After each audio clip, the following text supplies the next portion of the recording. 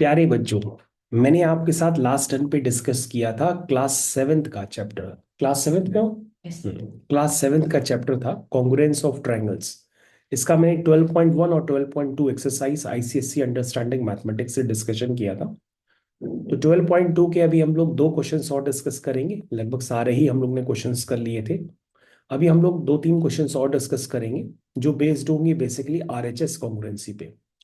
तो आप हमारे साथ इस वीडियो को लगातार देखते रहिए और आपको आरएचएस कॉन्ग्रुएंसी समझ में आ जाएगी। तो बच्चों, मैंने आपके साथ स्क्रीन शेयर कर दी और स्क्रीन शेयर करने के बाद अब मैंने आपके साथ अपने आईपैड की स्क्रीन भी शेयर कर दी। तो बच्चों, जैसे जैसे हम आपको लिखते जाएंगे वैसे वैसे आपको दिखाई देना पड़ेगा। ये 12.2 एक्सरसाइज है जिसका डिस्कशन हम लोग ने लास्ट क्लास पे किया था। तो प्यारे बच्चों, ये है आपका क्वेश्चन नंबर 8। क्या लिखा है? Given below are measurements of some parts of triangles. Examine whether the two triangles are congruent or not. Using RHS congruency rule, in case of congruent triangles, write the result in symbolic form. तो बच्चों, हमें जो use करना है वो RHS rule use करना है दो ट्रायंगल में और बताना है कि हमारे ट्रायंगल्स कॉन्ग्रुएंट है कि नहीं। तो सबसे पहले हमारे पास दो ट्रायंगल है, एक एबीसी है और एक पीक्यूआर है। ऐसा गिवन है कि एबीसी ट्रायंगल में एंगल बी 90 है। तो बच्चों, सबसे पहले जब आप ट्रायंगल बनाएं तो उसमें ये जरूर ध्यान रख करके बनाएं कि उसमें 90 होने की वजह से आपको ट्रायंगल राइट एंगल ही बनाना होगा। तो सबसे पहले ट्रायंगल ए बी सी है ये, जहां पर एंगल बी जो है वो आपका 90 डिग्री है। ट्रायंगल पी क्यू आर, अगर आप ध्यान से देखेंगे तो उसमें ट्रायंगल पी क्यू आर आपको इस तरह से बनाना है कि उसमें एंगल पी आपको 90 डिग्री नजर आए। तो बच्चों, इसी तरह से बनाइए कि एंगल पी आपको 90 डिग्री नजर आए, क्योंकि ऐसा उसमें कहा गया है।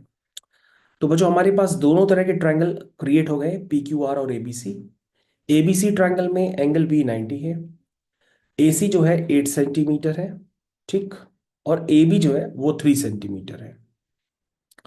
उसके बाद दूसरा ट्रायंगल है, उसमें एंगल पी 90 डिग्री है, पी आर जो है 3 सेंटीमीटर है, और बच्चों जो क्यू आर है वो यहाँ पे 8 सेंटीमीटर है। तो बच्चों, बताना है क्या ये दोनों ट्रायंगल्स आरएचएस कॉन्ग्रुएंसी से कॉन्ग्रुएंट है कि नहीं। तो आरएचएस का मतलब ये होता है कि दोनों में एक एक एंगल 90 डिग्री होना चाहिए। सो तो है। एच का मतलब होता है हाइपोटेनियस। बच्चों, ये स्कूल में आपको काफी अच्छे से पढ़ाया गया है, ये वही वाला क्वेश्चन है। दोनों में हाइपोटेनियस इक्वल होना चाहिए, वो पहले से गिवन है। और बच्चों, हाइपोटेनियस के बाद आता है साइड। अब आप ये वाली साइड भी ले सकते हैं या ये वाली साइड भी ले सकते हैं, कोने में कोई भी, दोनों में कोई भी एक साइड इक्वल हो सकती है। तो बच्चों, ये दोनों साइड्स को मैंने चेक किया कि ये दोनों भी आपस में इक्वल है। इसका मतलब बच्चों, ट्रायंगल सीधा सीधा क्या हो गया, राइट एंगल भी है दोनों में, हाइपोटेनियस भी इक्वल है, साइड भी इक्वल है। इसका मतलब आप लिख सकते हैं कि triangle A B C is congruent to triangle P Q R. बच्चों, अगर आप सही से लिखना चाहें तो सही से भी लिख सकते हैं। आइए मैं लिख देता हूं। सबसे पहले आपने क्या लिखा था, ए बी सी। तो ए पर राइट एंगल नहीं था बच्चों, ठीक है ना। अगर आप ए बी सी लिखते हैं तो ए पे राइट एंगल नहीं है।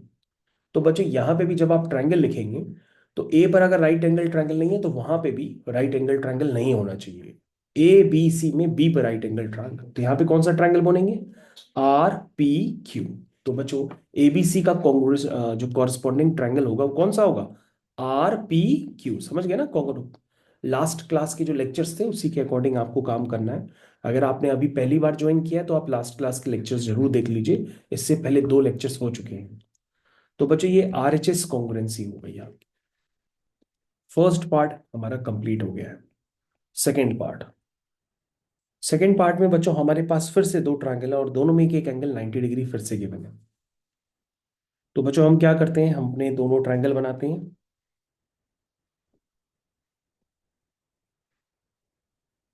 ये बना दिए। एंगल ए क्या है, 90, ठीक। तो ये हो गया ए बी सी। यहाँ पे बच्चों एंगल क्यू 90 है, तो ये हो गया पी क्यू आर। इस तरह से बच्चों मैंने सजा लिया। दोनों में बच्चों एक एक एंगल 90 है, जैसा कि आपको मैंने बताया। कह रहा ए सी जो है 5 है, ये बच्चों ए सी आपका 5 है। बीसी आपका 9 है, बीसी बच्चों आपका 9 है। बच्चों हाइपोटेनियस जो होता है ना पूरे ट्रायंगल में सबसे लॉन्गेस्ट साइड का होता है, तो BC आपकी 9 है। PR जो है बच्चों 8 है, ये हो गया PR, ये हो गया 8। PQ जो है 5 है, PQ बच्चों 5 है। अब बच्चों आपको बताना है कि राइट एंगल ट्रायंगल यानी RHS कॉन्ग्रुएंसी है कि नहीं। उसके लिए बच्चों दोनों में एक एक एंगल 90 होना चाहिए, सो है। दोनों में हाइपोटेनियस की लेंथ इक्वल होनी चाहिए, वो नहीं है, वो है ही नहीं इक्वल। समझ पाए, हाइपोटेनियस की लेंथ ही इक्वल नहीं है। तो आप लिख दोगे कि triangle ABC and triangle PQR are not congruent. Direct लिख दो, आर नॉट कॉन्ग्रुएंट। ठीक है, ये क्वेश्चन तो बच्चों तुरंत खत्म हो गया। चलिए बच्चों एक और क्वेश्चन कर लेते हैं, नेक्स्ट वाला क्वेश्चन नंबर 9। क्वेश्चन नंबर 9 बच्चों स्कूल में ही आप लोग को होमवर्क में दिया गया था। तो लिखा था in the adjoining figure measurement of some parts are given. तो सबसे पहले हम बच्चों डायग्राम बना देते हैं आपको।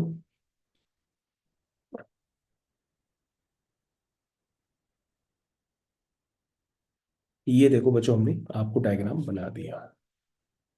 ये है PQS और ये हो गया R। दोनों में बच्चों एक एक एंगल 90 डिग्री है, ये 3 है, ये 3 है। पहला पार्ट, पहले पार्ट में बच्चों आपसे पूछ रहा है state the three pairs of equal parts in triangle PQS and PRS। बताइए तीन कौन से इक्वल पार्ट है। हाइपोटेन्यूज तो आप कहोगे सर दोनों में इक्वल पार्ट है PQ और PR। और क्या इक्वल है। और 90 डिग्री और एस। दोनों में बच्चों 90 डिग्री सेम है। जो एंगल PSQ है वही एंगल PSR है, ईच 90, है ना। रीजन है ईच 90। और बेटा P S is equal to P S. PS is equal to PS। बहुत बढ़िया आपने जवाब दिया, इसका मतलब आपने लास्ट टर्म पे सीखा है, पढ़ा है। तो बच्चों ये फर्स्ट पार्ट आपका कंप्लीट हो गया। आपसे पूछा गया था कि दोनों ट्रायंगल्स में कोई भी तीन पेयर्स आपको देखने हैं जो इक्वल हो।